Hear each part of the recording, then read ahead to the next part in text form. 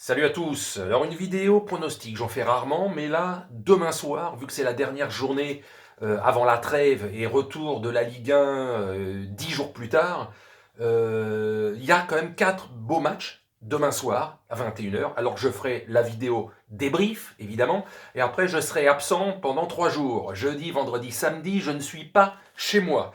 Donc je serai peut-être de retour dans une vidéo, donc à partir de dimanche.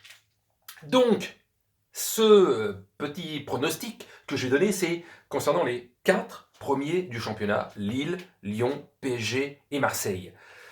Alors, concernant le match de Lille, Lille se déplace à Montpellier, actuellement 6e du championnat. Et Montpellier, c'est toujours chiant à jouer. C'est un peu l'équivalent, à toute proportion gardée évidemment, de l'Atlético Madrid. Montpellier, c'est dur à jouer. C'est pas toujours flamboyant, mais c'est dur sur l'homme. Ça ne lâche pas. Et voilà, c'est le genre d'équipe très chiante, mais qui gagnent tout doucement, tranquillement, sans faire de bruit, toujours des points, et qui sont très régulièrement top 5, top 6 du championnat. Donc attention, Lille, après la contre-performance quelque part qu'a fait Lille contre le PSG, parce que Lille était dans une bonne dynamique, ça jouait bien, ça fait du beau football, et là, Paris finalement, comme avait dit Galtier, a étouffé le jeu de Lille qui n'a été qu'à 50% de ses moyens.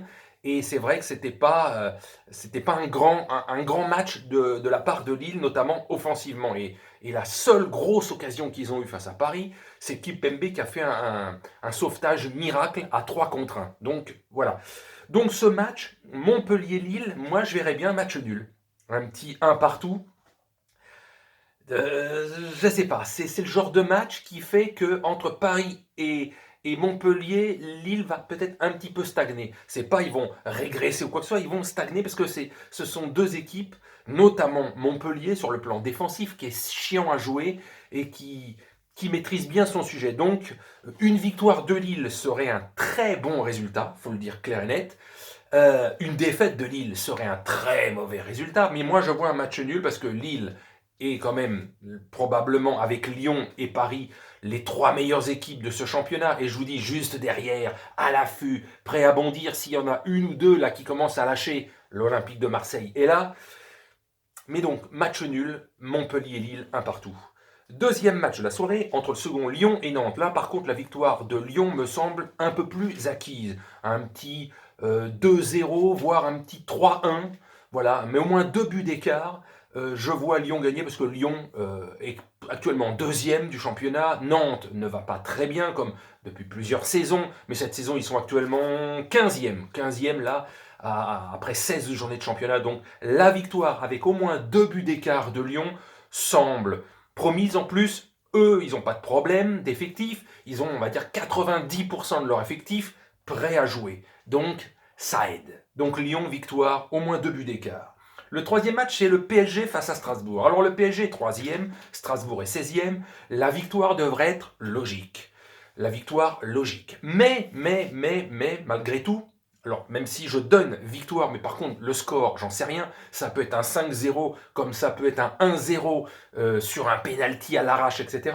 Je vois une victoire de Paris, mais Paris est décimé quand même. Là, les blessures, ça devient chaud. Voici la liste des joueurs qui sont non aptes à jouer face à Strasbourg. Vous avez évidemment les 3 derniers blessés, Kimpembe, Kurzawa et Florenzi, merci Kerrer. Et vous avez aussi absent Paredes, Danilo Pereira, Neymar, Sarabia, Icardi, Diallo, Bernat. Et un petit point d'interrogation, est-ce qu'il sera titulaire ou pas, Mbappé.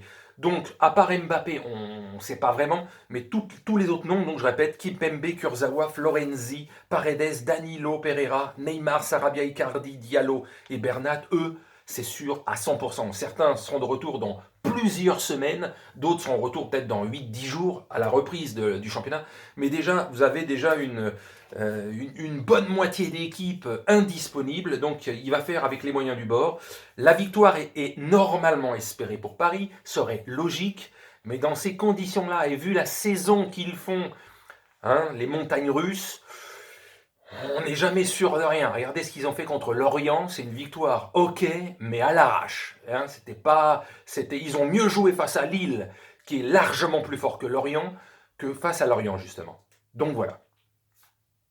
Et quatrième et dernier match, Angers face à Marseille. Alors Angers est 9e, Marseille est 4e.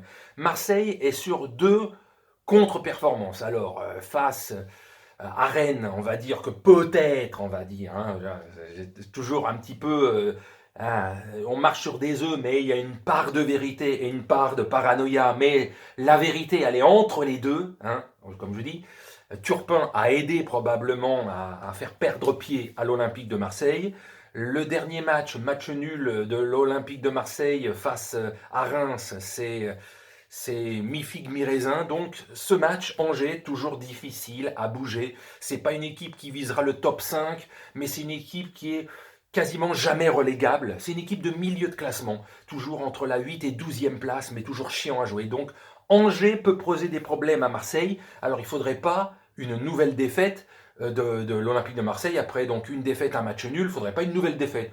Un match nul pour moi, et c'est ce que je vois là aussi, un partout, serait un résultat correct pour Marseille. Une victoire, alors là, bon, ça relancerait un petit peu la machine, mais je sens le match nul face à Angers. Donc, résultat. Montpellier-Lille, je vois un match nul. Lyon-Nantes, je vois victoire de Nantes avec au moins 2 buts d'écart. PSG-Strasbourg, victoire normale, normalement, je dirais, du PSG, mais, avec des mais. Et Angers-Marseille, je vois un match nul. Donc voilà, ça c'est mon petit pronostic des matchs de demain soir. Donc vidéo demain soir, débrief suite au match.